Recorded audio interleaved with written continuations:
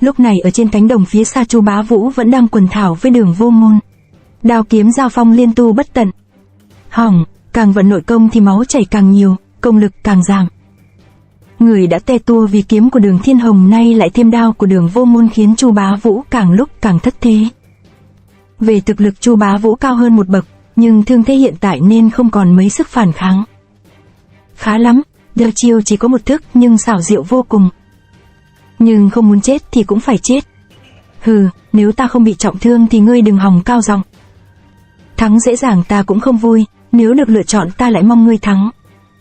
Một người trọng tình trọng nghĩa nhưng vì tẩu hỏa nhập ma sát hại cả nhà nên y không những không sợ chết mà ngược lại rất muốn chết. Đừng tuyệt vọng khi ta vẫn còn thở, cuối cùng thì vẫn còn có cơ hội đánh bại ngươi. Có lẽ cùng cảnh ngộ nên Chu Bá Vũ cảm nhận được nỗi đau của đối phương. Trừ phi công lực của ngươi cao hơn ta một bậc. Người sợ chết lại muốn giết người không sợ chết, người không sợ chết lại muốn người sợ chết giết mình, quả thật là sự bi hài lẫn lộn.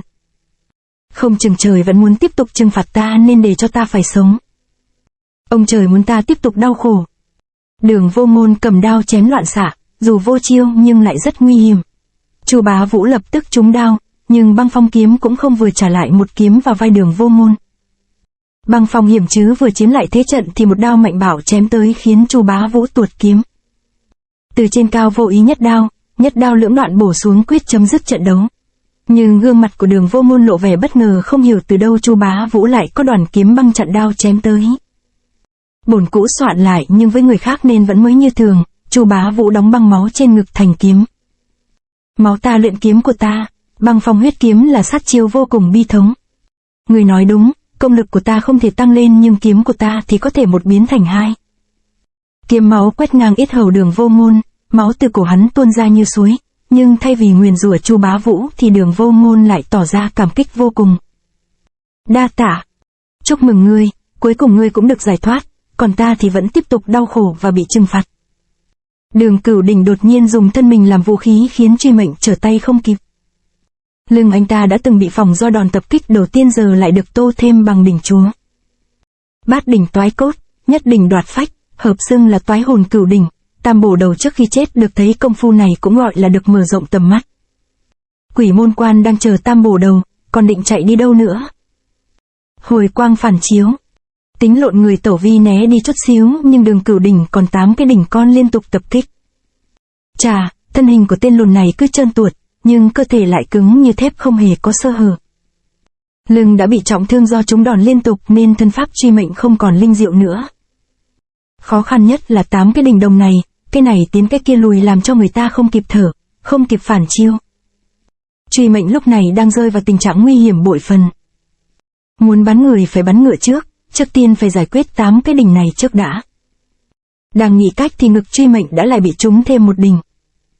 Tam bổ đầu bị rớt đài như vậy thì chỉ trách mình đã đánh giá thấp đối thủ, hê hê. Truy Mệnh lộn người gấp né được ác chiêu 8 đỉnh hợp quy. Ha ha ha, tần bổ Truy Mệnh chỉ biết bỏ chạy, thú vị thật. Truy Mệnh không nói thân thủ dần lần khuất vào trong đám cây. Đừng hòng thoát khỏi ngũ chỉ sơn của gia gia ta, người ngoan ngoãn chịu trói đi. Truy ảnh được Truy Mệnh thi triển tạo thành vô số ảo ảnh, Đường Cửu Đỉnh không biết đâu thật đâu giả quang đỉnh đánh tùm lum. Đánh không đánh lại, mắng không mắng lại, quái lạ. Ta mắc bẫy rồi. Đường Cửu Đỉnh chợt bừng tỉnh nhưng đã quá muộn, thì ra Truy Mệnh bỏ chạy dụ hắn vào rừng cây để dây điều khiển đỉnh bị mắc rối vào thân cây. Tên lùn giờ đến phiên ngươi chịu trận. Lão tử có kim đỉnh công hộ thể há sợ ngươi chắc. Đường Cửu Đỉnh vận công lực tương kháng để bảo vệ mình, sau đó mới tìm cơ hội phản kích. Kim đỉnh công được vận toàn lực đề kháng Truy Nhật. Quyết đoán và chính xác nhưng Truy Mệnh có để cho hắn làm việc đó không? Mặc kệ ngươi là đồng đỉnh hay ngân đỉnh, hôm nay ta phải cho ngươi tan thây nát thịt. Liên tục kỳ chiêu trong thập tam thoái được Truy Mệnh lôi ra công kích. Truy điện, truy nhật, truy lãng, truy thần. Hô hoán cho to, múa đá cho nhiều, Truy Mệnh hết hơi văng ra xa thở hồng hộc. Hê, sức cùng lực kiệt rồi à, hóa ra Truy Mệnh thần thoái cũng chỉ có thế.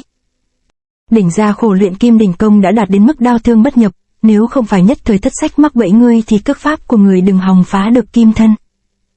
Bỗng sự lạ xuất hiện, kim thân quanh người Đường Cửu Đỉnh phát ra tiếng vỡ, lời nói của hắn chưa kịp dứt đã thổ huyết đầy mông. Bùm, một tiếng nổ gọn gàng vang lên, kim thân hộ thể của hắn vỡ nát. Ngươi lầm rồi, dù không dùng kế thì thức cuối cùng của truy mệnh thoái cũng có thể phá được khí kình hộ thể của ngươi. Ta lúc nãy không dùng chiêu thức đó chỉ vì ngươi không đủ tư cách chết dưới chiêu này. Vừa nhắc đến thức cuối cùng của truy mệnh thoái, trong ánh mắt truy mệnh chợt ánh lên một nỗi đau không nói ra được, vừa xa lại vừa gần, chiêu thức cuối cùng của truy mệnh thoái tại sao chưa đả thương người đã tự đả thương mình trước như vậy. Vô Tình và Đường Bại lúc này đang lao vào nhau, biết chuyện chẳng lành Lãnh Huyết liền lao tới sử ra Trường Hận Ca Quyết. Đại sư ca, đệ giúp huynh. Lãnh Huyết kịp thời ra tay chi viện nhưng mục tiêu không phải là Đường Bại mà là Vô Tình. Thì ra biết Vô Tình không có nội công, Lãnh Huyết liền đặt tay lên người truyền công qua Vô Tình. Thì ra hai người đã từng làm với nhau chuyện ấy.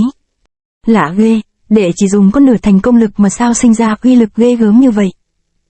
Những gì đệ thấy là xảo kình huyền diệu. Huynh bị tật nên không thể luyện được nội công chính thống, thủ kình tầm thường thì dù ám khí có luyện đến mức xuất thần nhập hóa cũng như không. Để bảo vệ tính mạng của huynh, Thế Thúc đã sáng chế ra một môn công phu mượn lực độc đáo. Xảo là 4 lượng hóa ngàn cân, dù là gió, kình, khí, thế, miễn là có lực hiện diện là đều có thể dùng nó để biến cái hữu hạn thành vô hạn. Chảo của Đường Bại đã đắc thủ đánh vào ngực của Vô Tình, trên gương mặt y thể hiện sự vui mừng. Nhưng Lãnh Huyết bỏ Đường Bại để cứu Vô Tình vì chẳng biết Đường Bại vì muốn giết Vô Tình sẽ bất chấp tất cả. Lãnh Huyết đành phải mạo hiểm, cũng may xảo kình của Vô Tình đã không làm chàng thất vọng. Đại xảo vô hạn, tá kình sinh uy đã kịp thời thổ ra. Gương mặt của Vô Tình và Đường Bại cùng đơ như cây cơ, miệng hai người bỗng nhiên thổ huyết. Hai luồng kình lực chạm nhau uy lực không phải nhỏ, Vô Tình tuy có thể giữ được tính mạng nhưng đã bị trọng thương không nhẹ. Một tiếng nổ long trời, cả ba người bị hất tung đi. Chỉ một ngày nữa thôi là độc công của ta sẽ đại thành, người đã chịu nhịn mấy mươi năm nay chẳng lẽ không thể chờ thêm được một ngày nữa, đây là ý gì? Trên đời này có những chuyện không thể lý giải được, cũng như Điệp Nhi vốn là nam tử Hán nhưng cúi đầu trước số phận. Cuối cùng cũng vì vậy mà biến thành kẻ âm dương quái khí, thúc phụ nói xem đây là ý gì? Đường Độc nghe xong thì cũng phải khô lời. Ý Điệp Nhi đã quyết, Thế Thúc đừng nói nữa, kiếp sau gặp lại. Đứng lại cho ta. Không có ta chuyến này ngươi bại là cây chắc, đi vào chỗ chết vì tên tiểu tử đó có đáng hay không? Rất đáng, nếu không có Đào Hoa thì giờ Điệp Nhi đã thành đống xương trắng rồi, đâu có cơ hội mà tranh hùng. Bởi vậy Điệp Nhi có thể nếm mùi thất bại một lần nữa, thậm chí tử trận nhưng không thể nào để mất Đào Hoa. Vô Tình minh khí quả là lợi hại. Quá khen, chỉ tiếc là vẫn không phá được A Tị đạo của ngươi, nhưng ta may mắn hơn ngươi là còn có huynh đệ bằng hữu. Đúng, A Tị đạo của gia rõ ràng là hơn minh khí của ngươi. Dù kẻ thất bại là ta, nhưng ta không cam lòng, vì ta thất bại ở chỗ bị cô lập không người chi viện. Bình sinh chỉ một lần thất bại giờ lại thảm bại một lần nữa, chiêu thức vừa rồi đã làm y kiệt sức, dù ý chí có mạnh thì cũng không vực dậy nổi. Có oán thì nên oán tên tiểu nhân Đường thập ngũ, nếu có kiếp sau thì nhớ là đừng có đầu thai vào đường môn vô tình vô nghĩa. Điều ta có thể làm là ban cho ngươi một cái chết nhẹ nhàng. Tự biết trận chiến này thắng không nhờ võ, nếu được lựa chọn Lãnh Huyết quyết không chọn cách này, nhưng tất cả phải vì đại cục. Ám hồn xả xuống nhưng một mảnh vải bay tới rất gấp khiến Lãnh Huyết phải ngừng tay. Có mùi xú uế, là thứ gì vậy? Sự lạ xuất hiện để đề phòng vạn nhất, Lãnh Huyết phải thu kiếm về hộ thể.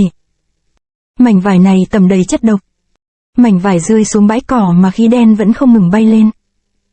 Chớ trách tiểu nhân lắm lời, những lời mà Bại Gia và Sú Bổ Khoái vừa nói đều sai bét hết. Một là Bại Gia không bị cô lập, hai là đường môn không vô tình vô nghĩa, nếu không tiểu nhân đã không có mặt ở đây. Hóa ra Đường Bại còn có viện binh, nhìn tên tanh hôi này chẳng lẽ là người của Đường Độc. Người đến là một trong tứ đại độc thủ của Đường môn, y chính là Đường Môi. Ở bên trên thiết thủ đã quan sát thấy hết tất cả, anh ta cảm thấy tình hình không những không tốt mà có thể sẽ còn xấu hơn, vì từ đằng xa một đám khói đen đan xen màu xanh tà dị đang từ từ tiến tới đại bi lĩnh này. Lãnh Huyết đoán không lầm, Đường Độc đã đến, ngoài tứ đại độc tử, độc tôn của Bích Lân Phục Địa còn có một cái đỉnh lớn. Nó có tên là Bảo Độc Đỉnh Nguyên.